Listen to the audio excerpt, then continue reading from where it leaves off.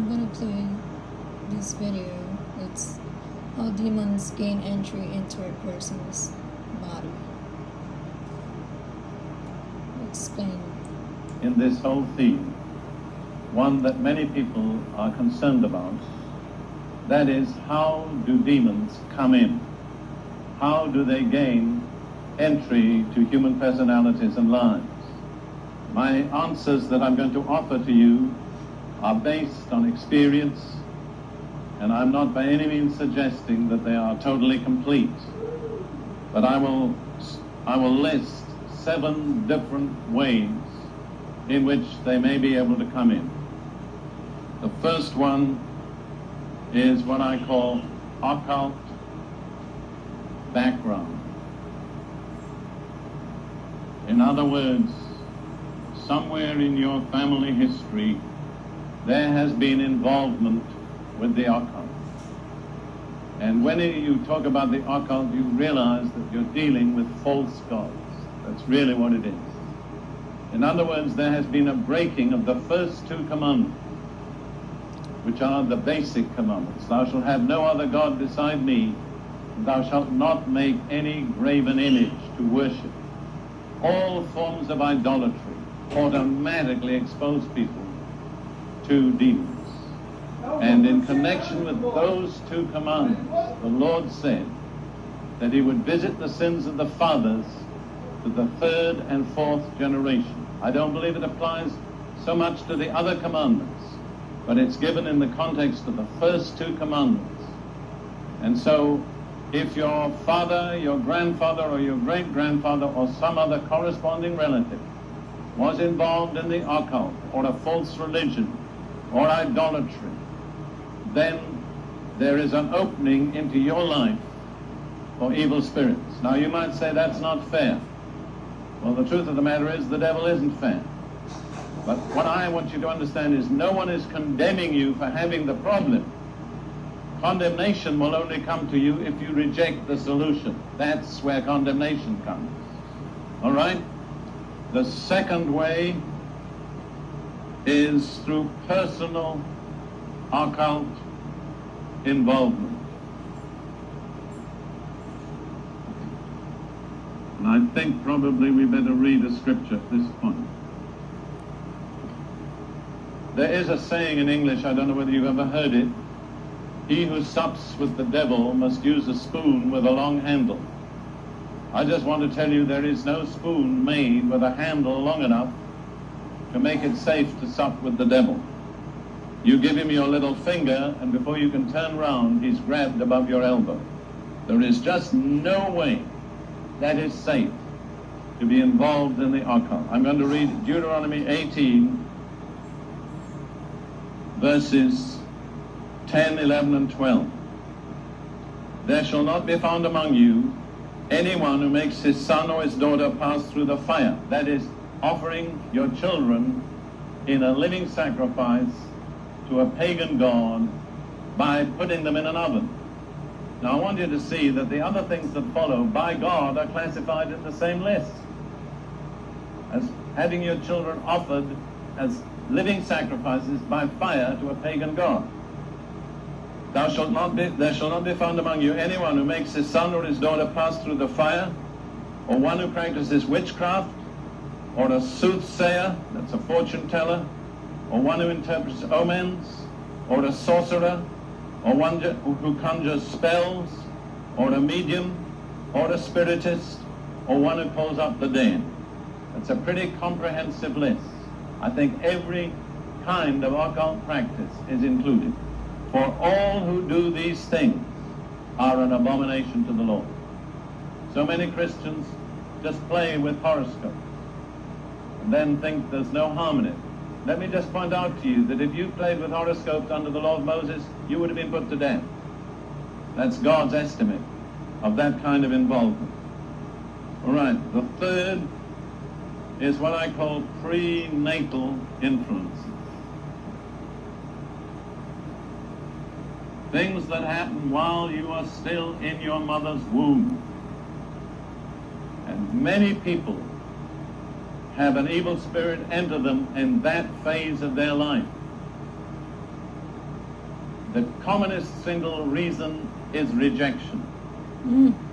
A mother resents the baby she's carrying in her womb. Maybe she wasn't married and it's going to be an embarrassment, or maybe she's not getting on well with her husband and she doesn't want another burden in the family. Or maybe the financial situation makes it difficult for them to care for the children.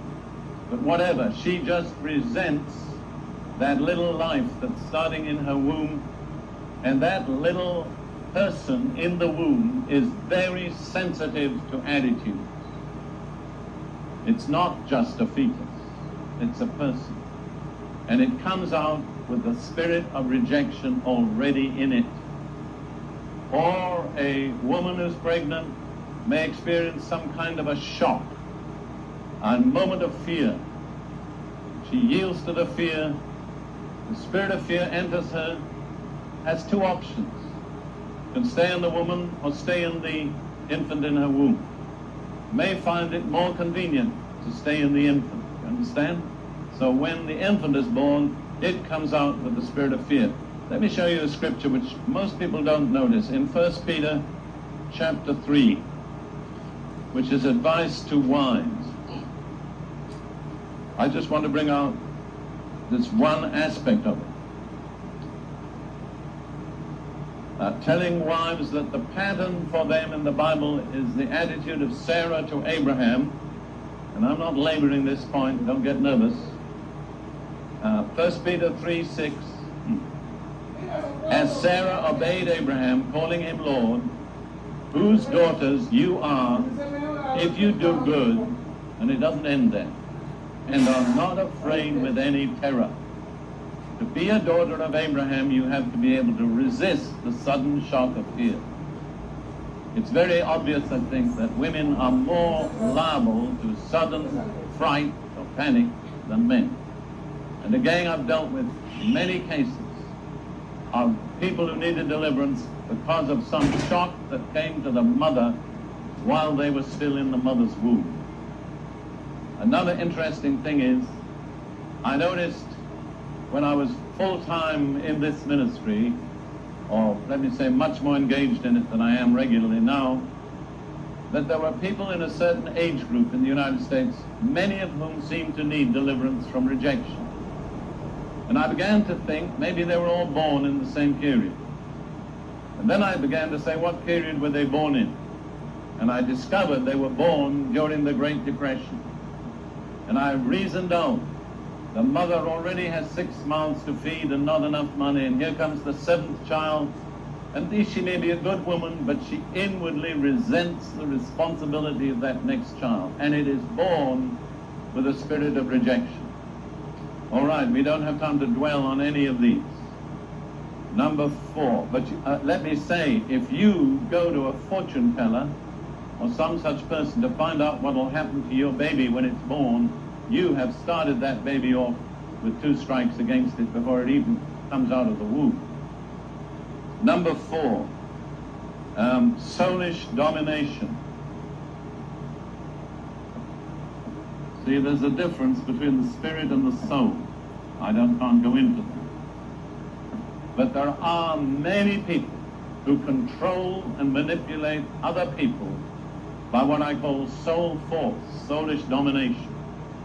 The most common example in contemporary American culture is a mother dominating her children, especially her sons. There used to be a best-selling book in the Jewish community entitled How to Be a Good Jewish Mother. And one of the lessons was how to get your son to play his violin in public using no other motivation but guilt. Well, when you know the Yiddish mama, they call them in Hebrew Yiddish mamas, I mean, they are the perfect example of what I'm talking about. You know about the lady in the big theater who shouted out, "Is there a doctor in the house?" And a man stood up and said, "Yes." She said, "Boy, do I have a daughter for you." All right, but it goes a lot beyond that. I have met successful businessmen, bank presidents and people like that, who never developed in emotional maturity because they still were tied to their mother's umbilicus. The spiritual umbilical cord had never been cut. The methods of manipulation are endless. I think of a mother who dominated her family because every time things went wrong, she got migraine. And all the family had to tiptoe around, don't talk, don't make a noise. Mother's got another of her headaches. She didn't realize it, but she kept them from doing anything she didn't want them to do by having migraines. There are two dirty words in this context: dominate and manipulate. And wherever you meet them, you've met the devil. All right, number 5. I've had to say to some people, listen, if you want me to help you, I've got to be honest. The fact is, your mother is a witch. You've still got to honor her, but she's a witch. I've had to tell people who got delivered, you're just not free to go back to your parents' home. You'll have to stay away because you don't have the spiritual strength to stay free from that dominating, manipulating influence. Number 5, pressures in early childhood.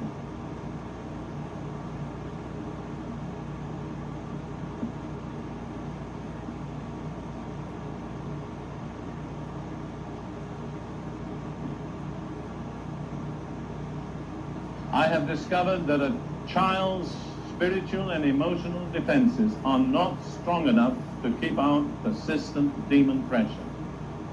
Now, it says in James 3:16, something that's worth bearing in mind. James chapter 3, verse 16. For where envy and self-seeking exist, confusion and every evil thing will be there. So where there is an atmosphere of strife and disharmony between the parents, it generates a condition in which the children will be automatically exposed to demon influence. And I would say more than 90% of children are incapable of keeping them up. My observation is that 80% of demon problems have started in a person's life before the age of 5. And the parents are responsible for that situation. You understand? Number 6, moment or place of weakness.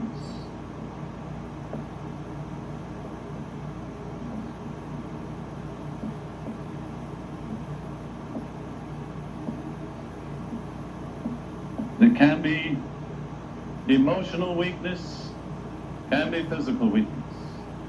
A woman is standing on a street corner and a horrible automobile accident takes place in front of her eyes. She's exposed to the spirit of fear. Or a woman has only one child. This is a case I actually dealt with. A boy, at the age of 5, he died. She goes into depression and stays in it for years.